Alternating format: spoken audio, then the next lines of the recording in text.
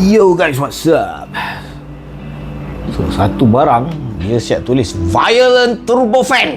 Entah engkau ni, tapi aku ambil sebab design dia cantik lah. So, dengan lafaz bismillah, jom kita unboxing. Harap-harap dalam ni okey.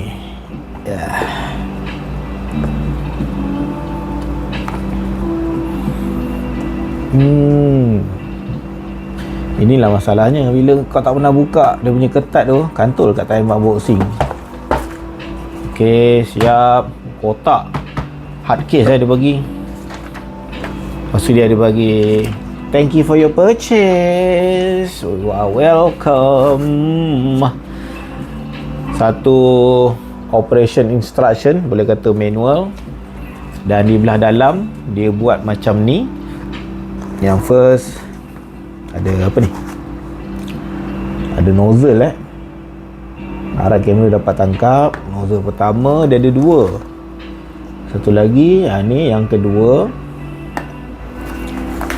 Satu kabel USB-A, USB-C. Okey, nampak menarik.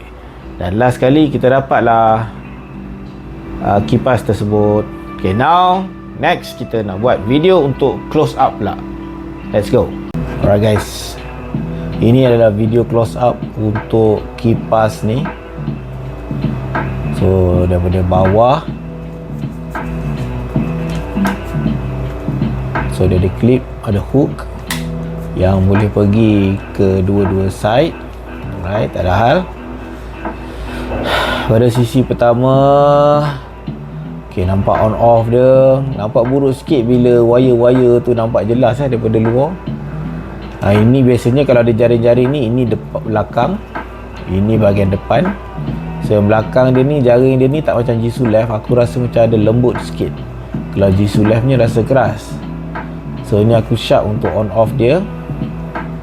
Ini untuk tempat charging Type C.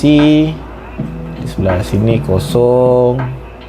Dan tak ada lagi button-button ataupun apa-apa benda yang menyerlah untuk ditengok.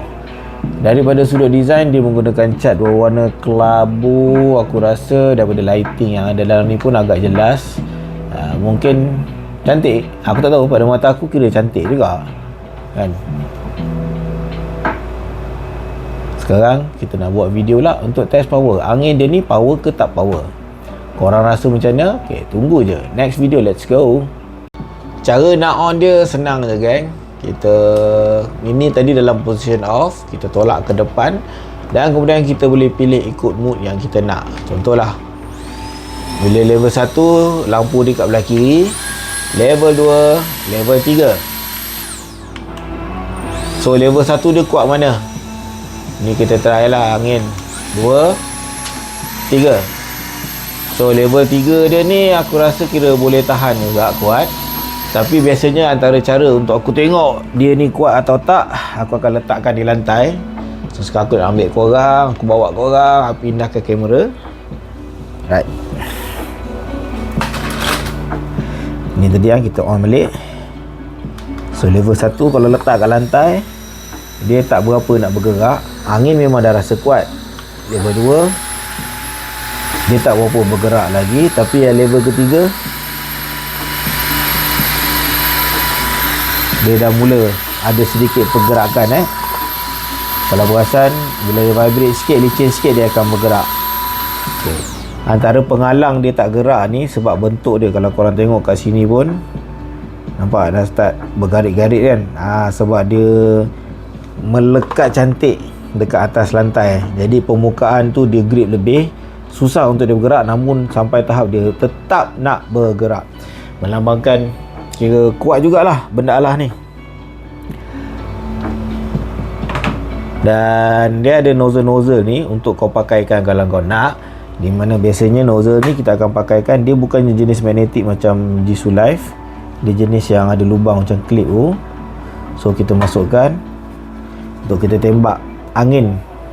Lebih-lebih lagi dalam proses pembersihan lah. Contoh macam ni, aku nak bersihkan celah-celah ni. Keluarlah segala mak nenek abuk yang selama ni tersimpan kan.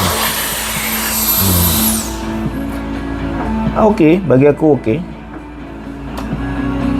Jom kita tengok komen overall macam mana.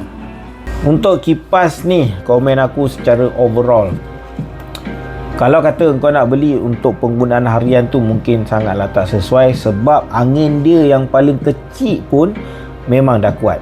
Jadi kalau angin dia yang paling kuat, aku rasa agak mengganggu kalau kita gunakan di kawasan yang mempunyai khalayak ramai. Alamak, ayat lama tak pakai. Tapi kalau kata kau nak bawa pergi camping untuk penggunaan indoor, kau nak pam-pam barang ke, atau kau nak bersihkan keyboard, kau nak bersihkan kona-kona, kau nak bersihkan tight spaces and holes, aku rasa kira okey juga benda lah ni, kira boleh pakai. Dari sudut kualiti overall, kalau kita tengok memang cantik, kemas, datang pula siap kotak bagai. Cumanya bila kata kau dah pegang Jisoo Life, kau akan nampaklah gap kualiti kat situ. Macam Jisoo Life benda lebih kurang macam ni, harga aku ingat 200 lebih ke 300 lebih. Jauh beza kan.